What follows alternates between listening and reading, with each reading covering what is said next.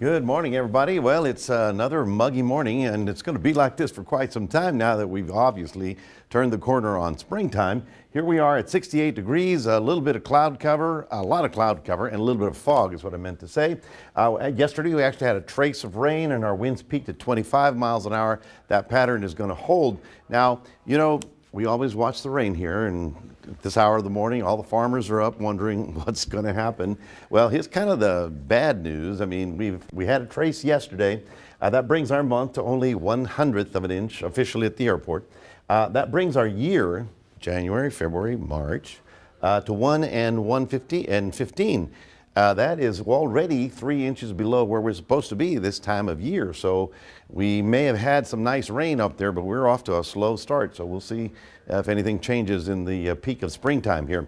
As I mentioned, the fog is beginning to develop. Yeah, there it is. I mean, this was not there about 20 minutes ago. So we're down a half mile in the Robstown area, 3/4 mile up in Robstown, and even down at Flower Bluff and Naval Air Station, low visibility. But in the city, we seem to be doing fine. So it is patchy fog around here, but if the temperature drops another degree or so, it's going to get pretty widespread. Well, the winds are light right now, but during the afternoons for the next couple of days, we'll continue blowing out of the southeast.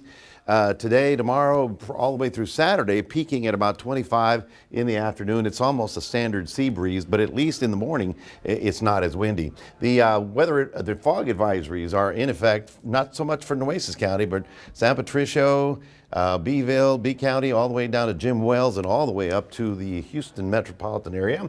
We are looking again to the West Coast because that is the reason why spring breakers need a reason why it's like this. Okay, so this is the reason why. You can see this area circulating right about there. And you can see this huge river of Pacific moisture that's roiding up into Texas and into Mexico and into the Southwest.